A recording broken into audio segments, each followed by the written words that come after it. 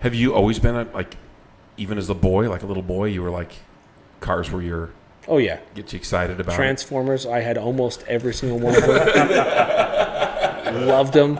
Hot Wheels, I lined up around my mom's waterbed, like I said earlier. My mom would be like, hey, Corey, look at that diesel. Even though they're trucks, who cares? But she's like, look at that. That thing's a Peterbilt, right? I'm like, Mom, I'm 4. I'm like, Mom, you're crazy. That's a Mack. You don't know anything.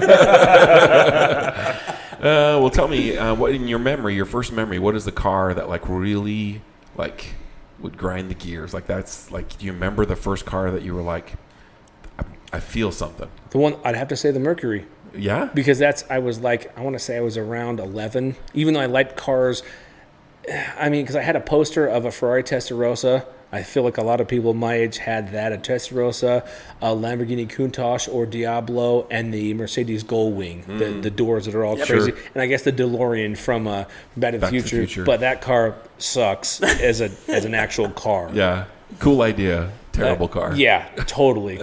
So I'd have a DeLorean because the movie's rad. That's about it. That's about it, yeah. So the actual car that I wanted was that Mercury. Because I felt like it was an old car, and as young as I was, I felt like, you know what, that's an old car. I can probably afford that. Maybe that's my dream was just small. Like I can't afford a $250,000 Diablo. I don't even know how much money that is. I'm small. Yeah.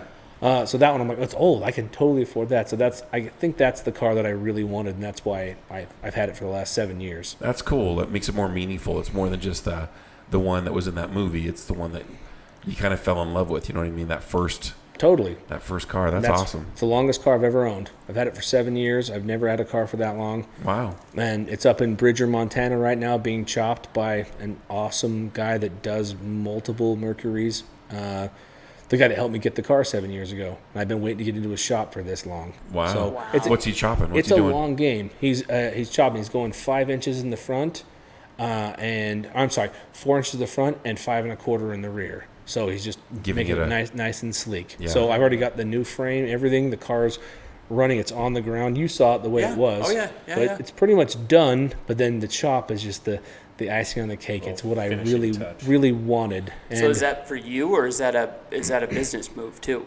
Both. And to do it, you have to do it right. Unfortunately, with these things, it's expensive to do it. But if you don't do it right, you still spend. Let's just say you spend $15,000 on a shitty chop, or you spend $25,000 on an immaculate chop. It's worth the money to spend more going up front, because if it looks shitty, everyone can see it. Any old car guy that walks through, they can all see it. Like, that wasn't done very well. So you pay the money to do it right and nicely. And I'm really hoping. I'm so excited to see it. How long has it been up there? Almost 4 months. And when did you think it's coming back? It's almost done. So really? I'll probably have it done in 2 weeks. Oh, wow. Yeah, then it goes right to the body shop to get painted. Are you going to change the color? Or? Nope, leaving it black. Leaving it black? No, a color change on a car is way too much work. Yeah. That's like pull the engine out, pull the interior, take the body off the frame. It's just too much work. And then we're talking a $25,000 paint job. I'm not doing that. I want to drive it. That's the thing with me is all these older guys with their cool classics. They look amazing. They're beautiful. They trailer it to the show. They trailer it to where they're taking it. And no, I don't want to do that. I'm driving it. So if there's a rock chip in the window, a rock chip on the hood, I'm okay with it. It means I'm using it. It's the thing that I want to drive around in. I didn't buy it to show people. I bought it. I really like that better than I see those cars and I'm like, that's a shame. I mean, that's a work of art that rolls off a trailer.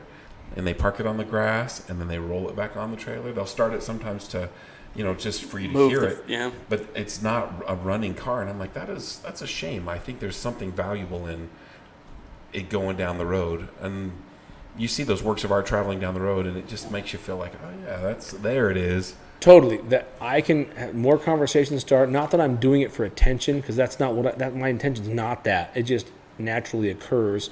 That car will spark conversation more than that GT3 ever will. Yeah. So many people come up and go, hey, my dad had this, or my grandpa had one of these. Can I sit in it? I'm like, yeah, let's talk about it. And the people that actually know what it is, I really like talking to them. Some people that walk up, they go, hey, is this a Cadillac Eldorado? And I'm like, fuck out of here, bro. Oh, man, I love that. That's good stuff. I think I appreciate people who appreciate. You know what I mean? I appreciate people that are good at I don't care what it is. If you're a motorcycle guy or a car guy, and that's your thing, and you're really into it, and you're good, and you like have invested in it, I always think that that's fascinating. Like, how did they come to that? Were you born a car guy? Were you born a motorcycle guy? Because I've been around motorcycle guys that you're just like, they're talking about shovel heads and flat heads and this and that and the other and dynos, and I'm like, I don't know what you're talking about. And I love my bike. I love my motorcycle, but I get lost easily. So I'm not. This is the club that I'm a part of because we talk about other things, but I totally have a lot of respect for someone that is really into their craft, whatever it is. Yeah. You're a quilter? Tell me about that. I want to know more about quilting. Like, how'd you get into that? Totally. Yeah. My FedEx guy, that's strange, the quilt story. My FedEx guy that comes to my work, he actually came to my house 4 nights ago, and he dropped off a quilt for my little boy, my little baby boy I just barely had. And he dropped off a quilt. I'm like, hey, thanks, man. I appreciate that, but like, you just went out of your way to drop off a little baby blanket to me at my house. We're not even friends, whatever. He's all, I made this. I'm like, you made it. And it was just this crazy intricate pattern with like little stars and all these things. It's just a quilt, right? But I'm like, you literally sat there for like 3 weeks and you made a blanket for my boy. I'm like, that's so cool. It's so cool. It's so cool. Like, it's incredible. It's one of those just strange things, right, that I'd never expect. And I wasn't like, oh yeah, I wish he had a quilt. I could just go buy him one. But something about that blanket, I bet you I'm going to have for forever. You'll have it his whole life. Just something super cool. And my FedEx guy out of nowhere, he goes, are you home? I'm like, yeah. Why? That's cool. That is cool.